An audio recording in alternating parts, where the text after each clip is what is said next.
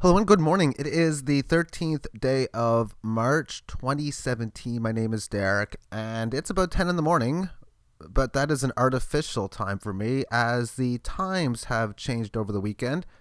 So normally I would get in and at this around 9 o'clock, and I do have to say it is very frustrating that the earlier time change, which I do think is necessary, doesn't work well with Europeans and North Americans communicating times back and forth.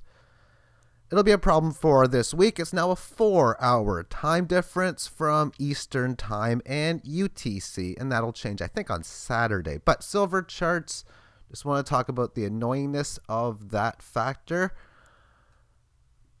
Really not much moving on in here. The message on the top, still no pop on the market. Sideways correction can spark the next down move, and it can really spark both of them, but not really, because once you're having a down move like this, you're just due for an up move, whether you go sideways or you rally from capitulation, small term panic on the downside. And but with sideways correction like this, that can oftentimes lead to, okay, you see this, you establish what's a huge support number and you break through it, and then you repeat another large red candle move down. That would definitely be one of the possibilities. Recently, I've been showing market orders for things like the Bitcoin and other crypto charts. I wish I could have access to that same chart within the silver COMEX market, the SLV market, because that would paint an interesting picture, to say the least. But as far as this looks, it's due for a bounce. But as we look at the lower highs and lower lows that came on the way down,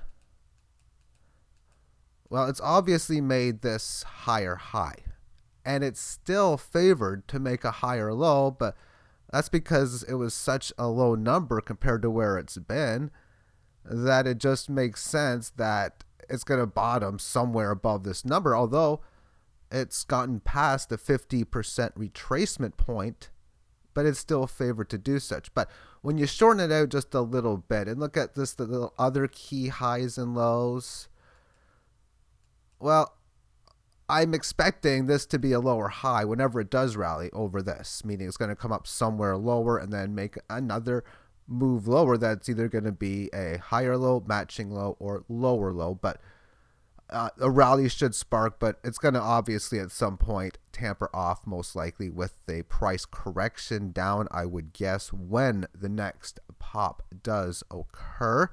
Let's switch this on to Bitcoin. And when I stated before, there's nothing to see here, I'm really emphasizing the self, because I could just take it out and not even put this in the chart. I could just remove these lines. I won't, because it's real data, and people whom had sell orders up here, well, they got their sale. People who had buy orders and were playing the market at this point were playing it within those prices, so they did count. But what I have noticed is it seems that the people within the market did their stuff. They, we could say, artificially move this market higher and lower, and the artificial movement has now subsided and is gone. So I will not be using either one of these highs or lows when calculating Fibonacci retracement. So I'm going to be calculating it within the 1060 lows, which was actually on this day. And I'll show it why I'm using these numbers when I go to the 30-minute chart. And I'm going to use the highs of 1285.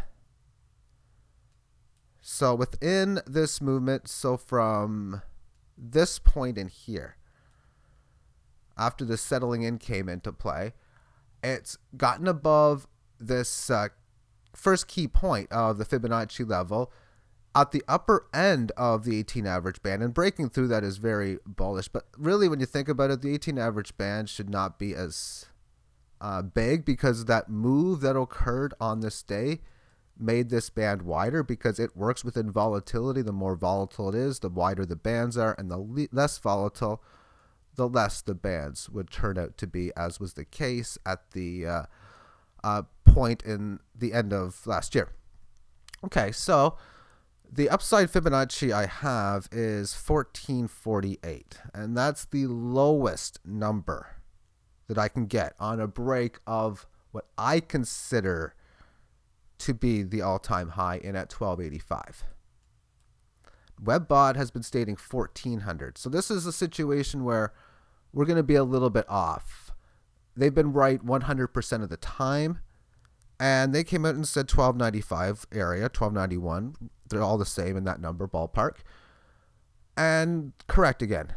I had indicators in that same area as well, but I do not see 1400 being a significant topping area of some sort. I would consider the lowest level I can give is this 1450 number, but with other indicators and stuff I've been going through, I would rather pick something between 1480 to about 1550 as my projected area. And if I'm going to take a low number at 14, I take a high number at 16. And that's a very long range, but it does seem as if even the movements, even disabling what happened up here and in here, that it's most likely that it's got to have a bigger push, because when you just look at the movement from point A to point B, yeah, it's a decent sized pop, but considering when you look at this key high, I would expect a higher high to be a little bit more. We'll see what happens, but Webbot has been 100% with their numbers. And let's move forward onto this hourly chart. So this is the low that I'm counting as the key low. Why do I choose that? Well, this was artificial movement in here, as was this. But then you had a full hour with these two green candles come by, people with opportunities to sell out, and since then everything's been trading normal. And as far as the analysis of this chart is concerned, one of the things that I found really, really interesting is how previous resistance, at least not as of now, on this resistance has not become support. Support has been a good percent or so higher than where the resistance level was. I mentioned a number around 1222. Well, it's worked out to a good resistance flatline area over the last day or so. Also, when we take a look at this,